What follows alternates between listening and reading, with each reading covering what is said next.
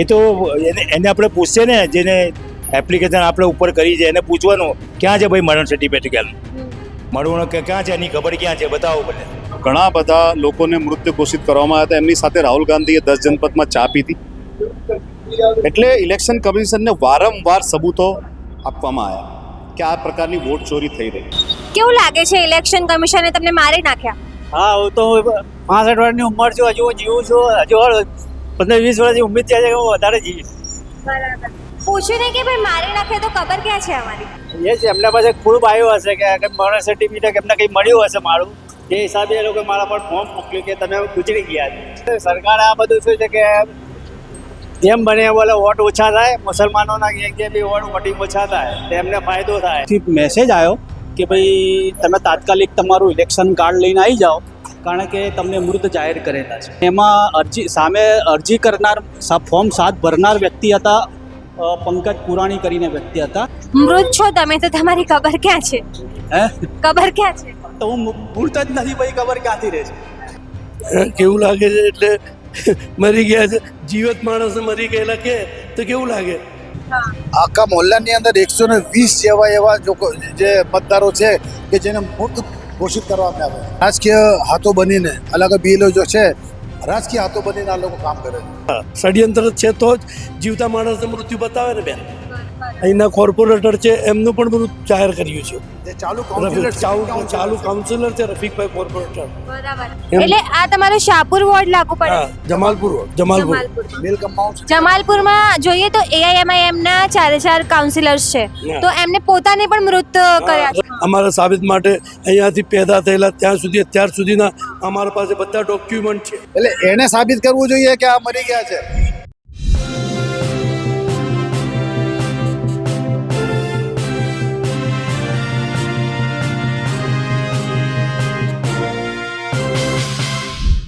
નમસ્કાર, હું છું ચંદ્રિકા પુત્રી નિરાલી. તો મારી બાજુમાં આ જે ભાઈ ઊભા છે, શું તમે તેમને જોઈ શકો છો? કેમ કે હું તો તેમને જોઈ શકું છું, પણ ઇલેક્શન કમિશનને આ ભાઈ નથી દેખાઈ રહ્યા. ઇલેક્શન કમિશનના હિસાબે આ ભાઈ મૃત પામી ચૂક્યા છે. તો મીડિયાના ઇતિહાસમાં પહેલીવાર આપણે એક મૃત વ્યક્તિ સાથે વાતચીત કરીશું. કેવું લાગે છે ઇલેક્શન કમિશને તમને મારી નાખ્યા છે, એમના હિસાબથી તમે મૃત છો? ભાઈ અમે તે અમારા આગેવાન છે, જુનેદભાઈ છે, શાહનવાજભાઈ છે, નોમાનભાઈ છે, રફીકભાઈ છે, એ લોકોએ મારા પર ફોન આવ્યું, ભાઈ તમને ભાઈ મૂર્તિ જાહેર કરી નાખ્યું. એ લોકોએ 7 નંબરના ફોર્મના અંદર તમે વહેલા આવો બોલે પોલીસે. કાલે અમે અહીંયા હતા પોલીસ સ્ટેશન, ફરિયાદ બી લીધી છે. સાહેબોએ બહુ સાકાર આપ્યું છે, પણ અમે લોકો જીવિત છે ને અમે જન્મથી અહીંયા રહે છે. હવે અમારી 5મી પેઢી ચાલુ છે, જ્યાં અમે રહી છે મોરકસવાડમાં, મોહમ્મદી મસ્જિદની બાજુમાં. આજ છે પહેલી વખત એવું થયું છે ભાઈ હવે આ મરી ગયા છે, એવું અમને અમારા આગેવાને કીધું. ભાઈ તમે આવી જાઓ બોલે, ભાઈ બધું લઈને તમારે આઈ કાર્ડ ને બધું લઈને આવી જાઓ બોલે, આપણે ભલે એની વિધિત કરે બોલે. તો અમને ભાઈ સારું સપોર્ટ કર્યું છે. પોલીસ સ્ટેશનના અંદર બી બહુ સારી રિક્વેસ્ટ આપી છે. મહેરબાની છે આખા પોલીસ સ્ટેશનની. બસ સાહેબ, તમે મરી ગયા છો તો પૂછાય નહીં કે ભાઈ ખબર ક્યાં છે અમારી? એ ક્યાંથી પૂછે? એ તો એ પંચાયત એનું જે કરી છે એપ્લિકેશન, એને આપણે પૂછવું પડે. તમારે 7 નંબરનું ફોર્મનો લઈને બધાને 127 જણા છે અમે મોહલ્લાના, આખા મોહલ્લાના. એ તો અમે 5 જણા હમણાં આવ્યા છે અહીંયા. તમારા મોહલ્લાના 127 લોકો એવા છે જેમના આ પ્રકારના ફોર્મ ભર્યા? આ પ્રકારના બધાને મારી નાખ્યા છે. આ બધા બોલે મરી ગયા છે બોલે. આની પાછળ તમને કોઈ ષડયંત્ર લાગે છે? અહીંયા તો જે કમિશનર હોય, ચૂંટણી કમિશનર, આ બધું ઉપર ધ્યાન આપવું પડે. ભાઈ આવું કેમ થાય છે? આ તો આપણું, અમે તો ભારતના છે, ભારતનો ઇતિહાસ છે, એને ઉપર આ એવી રીતે કરો તો ના ચાલે. આ તો અમારા અધિકાર છે વોટ આપવાનું, પણ અમને મૂર્તિ જાહેર કરે તો ના ચાલે ને. પણ હવે સાબિત કેમ ના કરશો કે જીવિત છો? એ તો એને આપણે પૂછશે ને, જેને એપ્લિકેશન આપણે ઉપર કરી છે એને પૂછવાનું ક્યાં છે ભાઈ મરણ સર્ટિફિકેટ, મળવું કે ક્યાં છે, એની ખબર ક્યાં છે, બતાવો બોલે. તે તો એના સવાલ કરવાના. જેમ કે તમારા ફોર્મમાં હું જોઈ શકું છું પંકજ પુરાણી નામના વ્યક્તિ છે, જેમણે અરજી કરી છે કે તમે મરી ગયા છો. તો આ પંકજ પુરાણી નામના વ્યક્તિને તમે ઓળખો છો ખરા? નહીં ઓળખતા.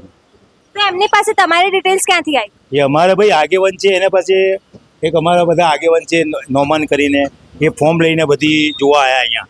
તો એ એટલા ફોર્મ હાથેથી છીની લીધા. જે આવેલા ને કમિશનર કલેક્ટર ઓફિસથી, એ લોકો પછી ભાગી ગયા. એ લોકો એવું થયું છે. એટલે તમારા ફોર્મ લઈને બીજા કોઈ પાસે કોઈ લઈ હા, લીધા આયેલા અમારા મોહલ્લામાં એક નોમાનભાઈ કરીને છે, બધું 9-10 ફોર્મ તો છીની લીધા છે, એવું થયું. હવે આગળ શું પ્લાન છે, કેવી રીતે સાબિતી થશે કે ભાઈ હું તો જીવિત છું, મર્યો નથી? આપણે તો ભાઈ પ્રૂફ તો છે ને, આપણો વોટ આપવાનો પ્રૂફ આપણા પાસે છે. કંઈ આપણે બાંગ્લાદેશી નથી, પાકિસ્તાની, આપણે ગુજરાતના છે. ગુજરાત આપણી, ભારત આપણો મહાન દેશ છે. આને લાગે છે આમાં સરકાર મળેલી હોઈ શકે? એ તો ભાઈ હવે મોટા સરકારે આના ઉપર એક્શન લેવું જોઈએ. સરકારે એક્શન લેવું, ભાઈ આવું કેમ થયું છે? ભલે ભાઈ મૂર્તિ જાહેર કર્યું છે, માણસ જીવતો છે, પણ મેં મૂર્તિ કેમ જાહેર કર્યો છે? આ તો સરકારના કમિશનર, કલેક્ટરનું બધું આ કામ છે, આપણું કોઈ કામ નથી. સર સૌથી પહેલા તમારું નામ મને પછી. શાહનવાઝ શેખ, રાષ્ટ્રીય ઉપાધ્યક્ષ લઘુમતી વિભાગ કોંગ્રેસ, પૂર્વ councillor Jamalpur ward. Sir Congress કહે રહી છે વોટ ચોરી, તો ખરેખરમાં શું છે વોટ ચોરી? જો રાહુલ ગાંધીએ સતત આ મુદ્દે પ્રેસ કોન્ફરન્સો કરી, પાવર પ્રેઝન્ટેશનના માધ્યમથી સબૂત મૂક્યા, ઘણા બધા લોકોને મૃત્યુ ઘોષિત કરવામાં આવ્યા હતા. એમની સાથે રાહુલ ગાંધીએ 10 જનપદમાં ચા પીધી. એટલે ઇલેક્શન કમિશનને વારંવાર સબૂતો આપવામાં આવ્યા કે આ પ્રકારની વોટ ચોરી થઈ રહી છે. 0 મકાન નંબર નાખવામાં આવે કે પછી મરેલા જે લોકો જીવિત છે એમને મૃત્યુ ઘોષિત કરવામાં આવે. એક હાઉસમાં 200 લોકોના નામ નોંધવામાં આવે. તમામ પ્રકારની આ પ્રકારની જે ધાંધલી છે, વોટ ચોરી છે, પકડવામાં આવે. અત્યારે ગુજરાતની આપણે વાત કરીએ તો SIRની પ્રક્રિયા ચાલી રહી છે, અને એમાં જે વસ્તુ સામે આવી રહી છે કે અમુક ભારતીય જનતા પાર્ટીના કાર્યકર્તાઓ વિસ્તારમાં ફોર્મ નંબર 7 ભરીને જમા કરાવી રહ્યા છે. જે માણસ જીવિત છે એમને મૃત ઘોષિત કરે છે, જે રહી રહ્યા છે એમને સ્થળાંતર તરીકે બતાવવામાં આવી રહ્યા છે. એટલે એક વિધાનસભામાં 20-25 હજાર ફોર્મ જમા થયા છે. અમારી સામે જે માહિતી આવી છે, જે 4-5 જણા અમારો સંપર્ક કર્યો છે કે જેનું નામ એમાં ફોર્મમાં 7 નંબરના ફોર્મમાં બતાવવામાં આવે છે, એમને લઈને અમે આજે શાહપુર પોલીસ સ્ટેશન ખાતે ફરિયાદ નોંધાવવા આવ્યા છીએ. તમે જેમ કહ્યું કે 20,000-25,000, પણ તો પછી લોકો બહાર કેમ નથી આવી રહ્યા? કમ્પ્લેન કેમ એટલી નથી આવી રહી? નહીં, આમાં તમે સમજો કે જ્યારે કોઈ પણ વાંધો, ધારો કે મને વાંધો હોય તમારાથી, તો હું ફોર્મ નંબર 7 ભરી એમાં ડિટેલ ભરીને હું BLOને જમા કરાવું. BLOની જવાબદારી છે કે આને ચેક કરે. ધારો કે કોઈ વ્યક્તિ મૃત્યુ છે, થઈ ગયું છે, તો એના ઘરે જઈને ચેક કરે. તો આ ચેકિંગ થાય તો ખબર પડે. પણ સીધું જો આટલા બધા ફોર્મ જમા થઈ જાય કોઈ પણ ત્રાહિત વ્યક્તિ દ્વારા, અને એને અપલોડ કરી દેવામાં આવે લિસ્ટ કમ્પ્યુટરમાં, અને એના આધારે જો ડિલીટ કરી દેવામાં આવે, તો એ જ રીતે તમામ, ત્યારે હરિયાણાની વાત હોય, મહારાષ્ટ્રની વાત હોય, કર્ણાટકની વાત હોય, રાજસ્થાનની વાત, તમામ રાજ્યોમાં આ વસ્તુ સામે આવી છે કે લાખોની સંખ્યામાં નામ ડિલીટ કરવામાં આવી રહ્યા છે. એટલે આ પહેલીવાર આવું જોવા મળ્યું છે કે ભારતના નાગરિકોને આ રીતે ભારત સરકાર પોતે હેરાન કરી રહ્યું. ઇલેક્શન કમિશન કેમ આ પ્રકારનું બાયસ બિહેવિયર રાખી રહ્યું છે એ સમજાતું નથી. અને આ તમામ પ્રક્રિયામાં ભારતીય જનતા પાર્ટીના કાર્યકર્તાઓ દરેક વોર્ડમાં, દરેક વિસ્તારમાં આ પ્રકારની વસ્તુઓ કરી રહ્યા છે, અને ફોર્મ 7 હજારોની સંખ્યામાં જમા થઈ રહ્યા છે. આની પાછળ શું કોઈ ષડયંત્ર હોઈ શકે છે? બિલકુલ. ખાસ કરીને જે કોંગ્રેસના વોટર છે, કોંગ્રેસના વિચારધારામાં માનનારા વોટર છે, એમને કઈ રીતે કમી કરવામાં આવે, એનું વોટિંગ પર્સન્ટેજ કઈ રીતે ડાઉન થાય, અને એક વિધાનસભામાંથી જો 20-25 હજાર ફોર્મ વોટ ઓછા થઈ જાય તો સીધો એનો ફાયદો બીજેપીને થાય. આ ફક્ત ને ફક્ત ચૂંટણી જીતવા માટેનું અને વોટ ચોરીનું કાવતરું છે, અને આ દેશદ્રોહ છે. કેવું લાગે છે ઇલેક્શન કમિશને તમને મારી નાખ્યા? હા, હું તો 65 વર્ષની ઉંમર છું, હજુ હું જીવું છું. હજુ 15-20 વર્ષની ઉમ્મીદ છે કે હું વધારે જીવીશ. પૂછ્યું નહીં કે ભાઈ મારી નાખે તો ખબર ક્યાં છે અમારી? એ છે, એમના પાસે પ્રૂફ આવ્યું હશે કે મરણ સર્ટિફિકેટ એમને કંઈ મળ્યું હશે મારું, એ હિસાબે એ લોકો મારા પર ફોર્મ મોકલ્યું કે તમે ગુજરી ગયા છે. લાગે છે આ કોઈ ષડયંત્ર હોઈ શકે? હોઈ શકે. હવે આ સરકાર છે, હવે સરકાર જે કરે એ એમના હાથમાં છે.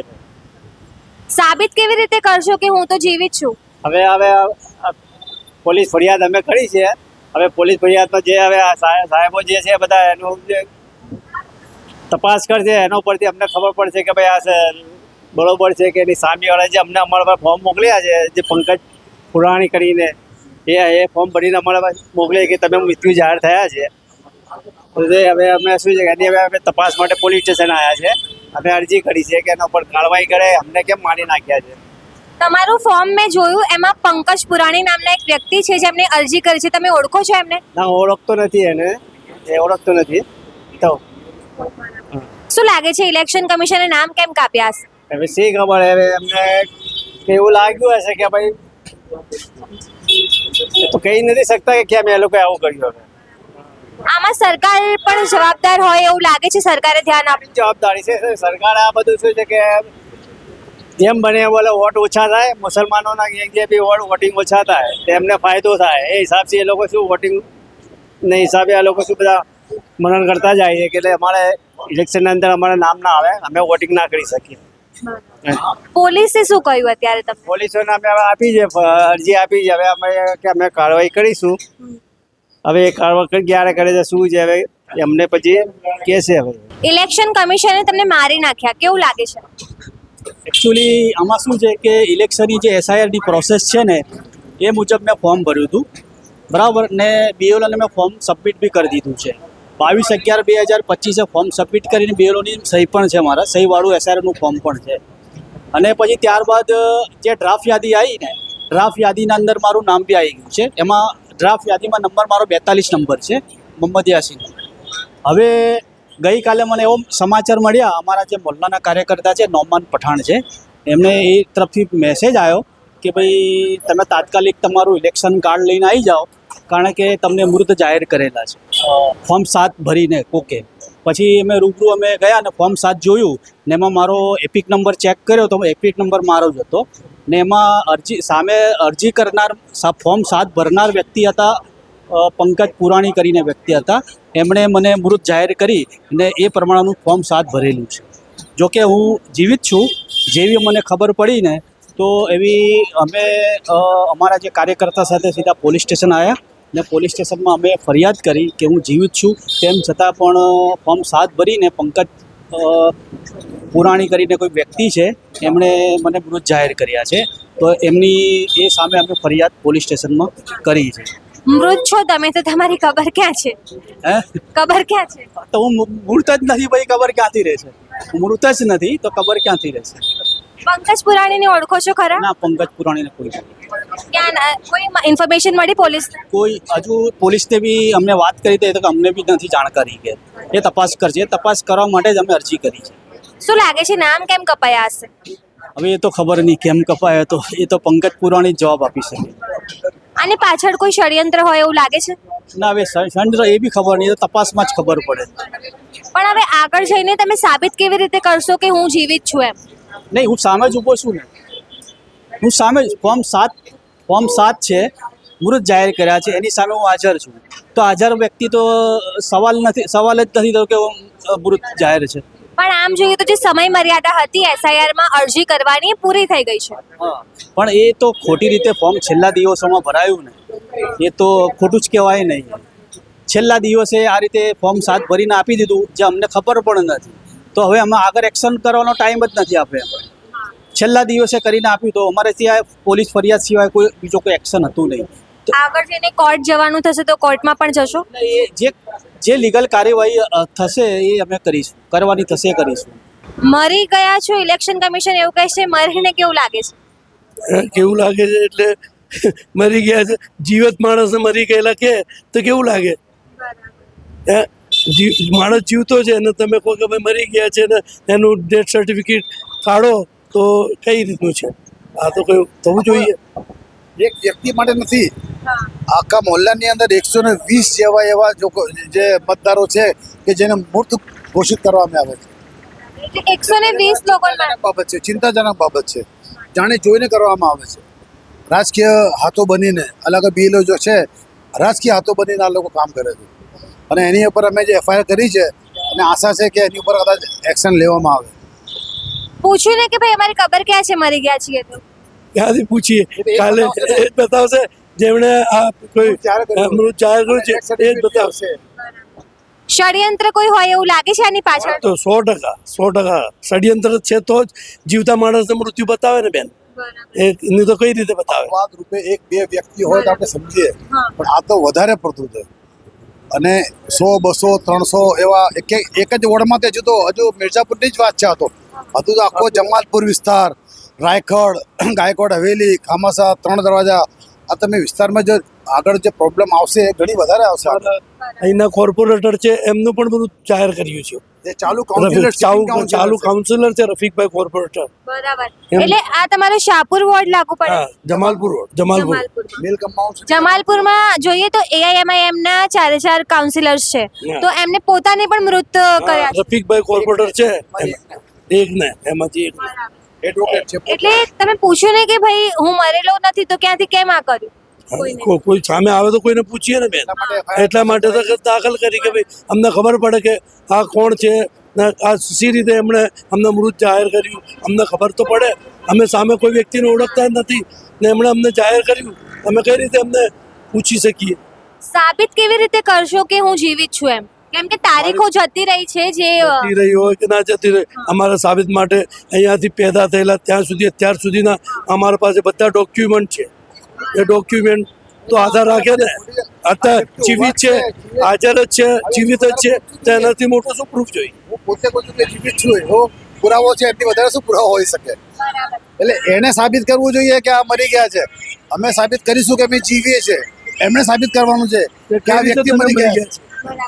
સરકારની સંડોવણી હોય એવું લાગે છે આમાં? 100%. એવું હશે, એવું લાગે શંકાસ્પદ જેવું કે આવું થઈ કેવું લાગે? તો કઈ રીતે આ થાય? અગર માની લો કે આગળ જઈને સાબિત ના થયું તો કોર્ટ સુધી જવાનું ખરા? હા, 100%. અમારે એના માટે તો આગળ જઈને બધે કોર્ટ મેટર કરવી તો કરવું પડશે. એમાં બધી છૂટકો રીતે નથી. કેમ કે અમારી જીવન મૃત્યુનો સવાલ. તો જેમ તમે સૌએ જોયું, આ તમામ લોકો જીવિત છે પણ ઇલેક્શન કમિશનના હિસાબે આ તમામ લોકો મૃત છે. તો તમે આ વિશે શું વિચારો છો? કમેન્ટ કરીને જણાવો. અત્યાર માટે બસ આટલું જ. શાહપુરથી સહયોગી સંદીપ સાથે હું નિરાલી.